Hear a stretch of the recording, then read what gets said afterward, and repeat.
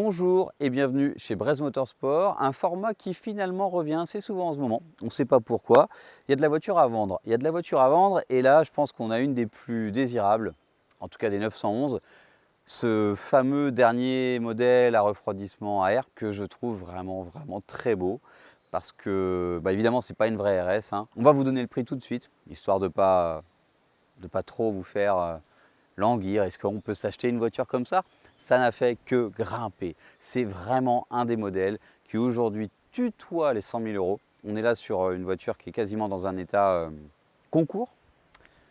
Prix de départ 90 000 euros. Alors ne rêvez pas, on n'a pas encore donné les détails justement, ce n'est pas une vraie RS, c'est une Carrera S, donc 285 chevaux, qui a été entièrement restaurée. Alors je ne sais pas si on peut appeler ça une restauration, mais on en est presque là, vu l'année de production de ces voitures. En tout cas, la peinture a été intégralement refaite, on est full PPF devant, et le kit réplica RS est fait qu'avec de la pièce originale Porsche et des jantes Tramon, parce que les jantes, ça compte. Alors, j'ai pas le prix de la Carrera RS, on pourrait regarder, je pense que ça doit être le double.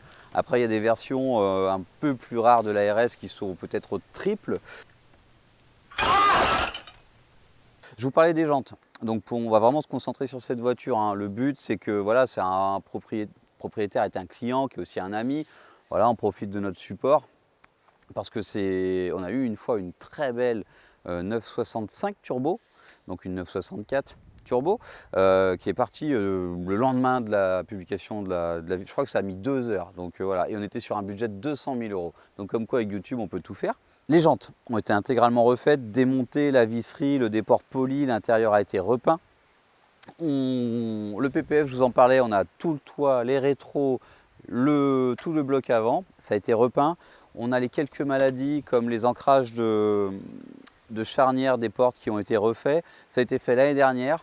Le moteur, donc la voiture a 165 000 km, je vais le vérifier tout de suite. Parce que même si d'habitude on s'en fiche un peu, là ça compte.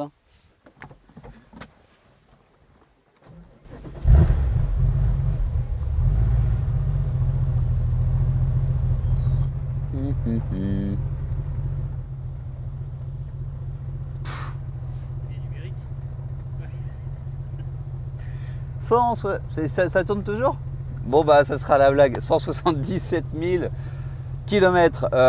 Ouais, comme un con, j'avais le triple là, le journalier qui était devant moi, et bon, ça m'a fait vérifier que tout marche, je suis pas vexé, et ça vous aura permis d'entendre ce qui fait à mon avis le charme et la cote de cette voiture.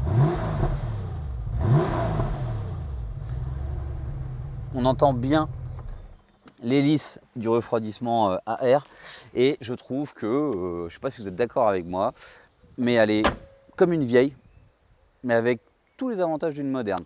3 litres 6 de cylindrée, bon voilà, c'est suffisant, presque 300 chevaux, c'est cool. Un châssis avec l'ABS, c'est pratique, une vraie boîte de vitesse, 6 rapports, pour faire de l'autoroute on est pas mal. On a un pseudo ordinateur de bord qui fait quand même pas mal de choses. Alors à savoir que si on parle sur le côté réplica, je vais oublier des choses. Si à un moment vous êtes vraiment intéressé, on ira plus dans les détails, parce que évidemment qu'une vraie réplica RS, on peut aller très loin. On parlait avec le propriétaire actuel de la boîte à gants qui est différente. En tout cas, l'essentiel est là. Je pense qu'on a 90% de l'esthétisme de la RS. Donc, on a même un petit PPF sur le toit avant, dis donc. C'est vrai, on a tout le toit, donc pourquoi l'oublier? Ce style avec ces essuie-glaces doubles qui sont parallèles, c'est quand même original. Et on a une petite partie prépa, parce qu'elle est sur des PSS 9 ou 10, donc des Bilstein, des combinés fieldés, pardon. Et voilà, ça lui permet d'avoir une petite config châssis sympa qui peut vous permettre de faire du circuit, parce que je pense qu'elle en est digne, elle en est capable, parce qu'une Porsche, ça a aussi des vrais freins, un vrai comportement original sympa, là encore plus avec un petit peu de châssis, quoi. Ouais, il va falloir qu'on la lève, parce que pour vous montrer tout ça, et c'est vrai que si on parle d'un objet à 90 000 euros, il faut que vous ayez les détails, même si bon, en soi, moi je sais que c'est une belle voiture, mais il y a une réflexion moteur qui a été faite intégralement, je crois qu'il y a à peu près 10 000 km, 10-15 000 km, c'est pas très vieux, parce que le propriétaire actuel de cette voiture, là, depuis, je crois, 10 ou 15 ans, et il a fait que 15 000 km avec, et c'est lui qui a refait le moteur. Donc réfection moteur intégrale, esthétique intégrale, et c'est vrai qu'elle est au-delà de tout ça quand même canon. Donc on la lèvera, je ne sais pas si on prendra le temps de discuter, mais ça vous permettra d'avoir un œil sur ce dont on parle, le dessous.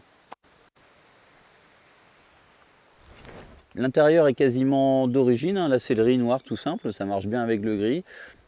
C'est pareil, il n'y a pas un plastique de cassé, il n'y a pas de tableau de bord fêlé, tout est bien en place, il y a un ciel de toit qui est tout propre.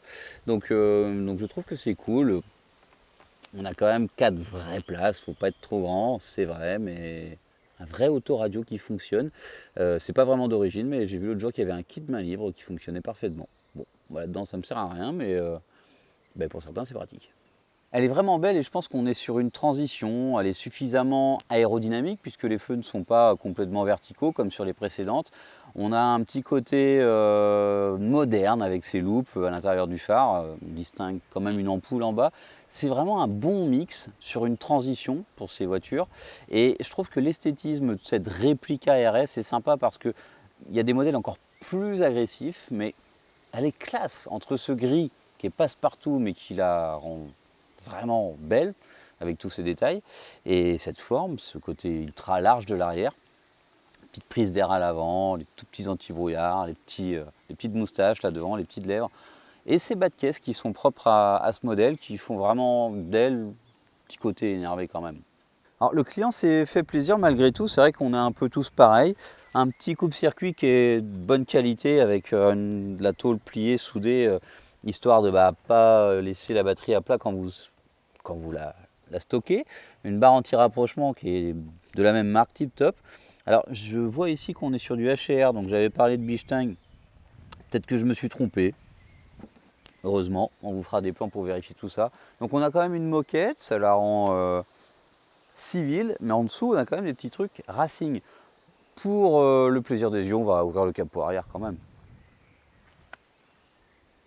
Ah oui, on a la fameuse étiquette avec les codes options et tout et tout. On est sur un vrai beau modèle, c'est ce qui justifie le prix demandé. Après, quand le propriétaire a fait les totaux, il ne gagne pas vraiment beaucoup d'argent quand on veut bien faire les choses. Mais voilà, c'est l'étiquette, on l'avait sur le capot, on a les étiquettes à l'arrière, ça n'a pas été repeint. Toutes ces parties sont dans leur jus, donc on voit bien cette patine par la chaleur qui a coloré un petit peu la couleur d'origine. Bon, on a un petit peu de prépa, entre guillemets, avec cette partie carbone. Et on voit bien que ça a été refait, tout est propre. Ce serait peut-être sympa une hélice colorée, mais bon voilà, il faut respecter un petit peu l'idée de la voiture. J'ai l'impression de retrouver un peu la SC. Je suis sûr que c'est la même poignée qui ouvre le capot arrière, le même bouchon d'huile. Et c'est pas le même filtre à huile parce qu'il est pas là. On a déjà fait une vidéo sur exactement la même bagnole. Et c'est moi qui avais fait le double allumeur, je me souviens. Bon, plutôt que les grands discours, les belles images.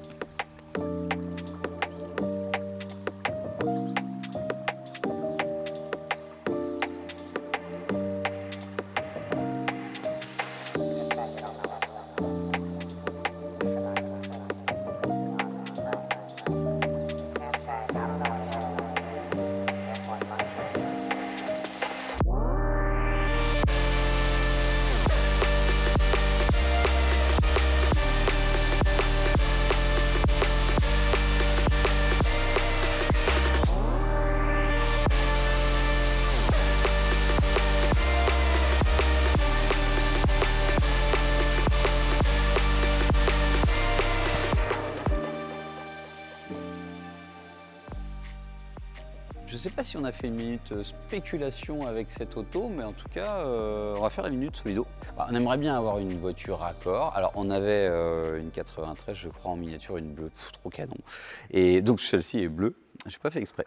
Mais voilà, donc celle-ci, c'est une pack compétition, je crois, avec toutes les pièces M Performance. Donc c'est vrai qu'ils font l'effort, Solido, de même faire la série avec tous les accessoires qui sont optionnels. Donc c'est vrai que déjà, d'avoir pas mal de choix de couleurs, de décliner les berlines, les breaks, etc. Là, on a la G80, donc berline. D'ailleurs, je ne sais pas s'ils font un touring, on verra bien. Et donc là, on a tous les petits éléments, les petits splitters devant, la lame, la calandre noire évidemment, l'aileron spécifique, les sorties centrales, c'était très discutable au final. Je crois que j'aime bien avoir les éléments comme ça, les uns par-dessus les autres. Enfin, un peu comme une fusée, mais de toute façon, cette M3 est vraiment très grosse, très moderne. Et c'est vrai qu'à l'intérieur, on a un cockpit hyper moderne qui est plutôt bien fait avec les sièges M Performance également. Donc voilà, je vous laisse profiter de cette petite auto.